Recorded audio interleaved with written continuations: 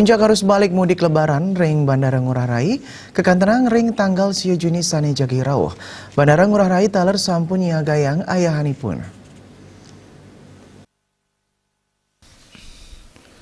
Manut JM PT Angkasa Pura I Haruman Sulaksono dan ngangkenin pemargin puncak arus balik pacang memargi ring tigang raina usahan hari raya lebaran siu petang atus petang dasa Hijriah.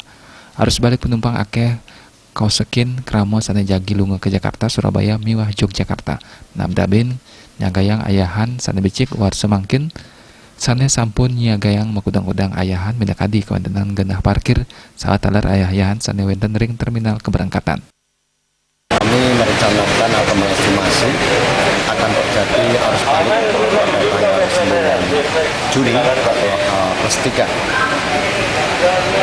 Kondisi ini akan diprediksi dan untuk mengantisipasi itu semua kami sudah melakukan persiapan baik arus flow yang akan berangkat maupun yang area kantong-kantong parkir.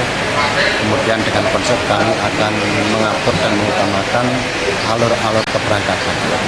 Sedangkan yang nanti penjemputan akan kami skenarikan menjadi sistem priority. Karena kita ketahui bersama bahwa mulai hari ini kami sudah persiapkan, kami tim terpadu untuk mempersiapkan semuanya, sehingga nanti proses keberangkatan untuk arus balik ini tidak terganggu.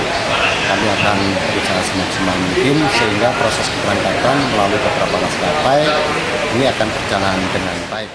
Pinaka anggen mastikayang ayahan memargi becik Bandara Ngurah Rai taler nyiagayang posko terpadu angkutan lebaran. Posko puniki kadagingin personel saking makudang-udang institusi minakadi saking PT Angkasa Pura I Persero, kantor otoritas bandar udara, wilayah 4 kantor kesehatan pelabuhan TNI AU Pangkalan Udara Ngurah Rai, kepolisian sektor kawasan udara Ngurah Rai, Basarnas, stasiun meteorologi kelas 1 Ngurah Rai, saat taler unit K9 saking Polda Bali. Manut ring suang-suang kawentenan ipun kadadosang tigang sip utawi tigang dasa sia personel lintas ring suang-suang sip. Ekayana Bali TV.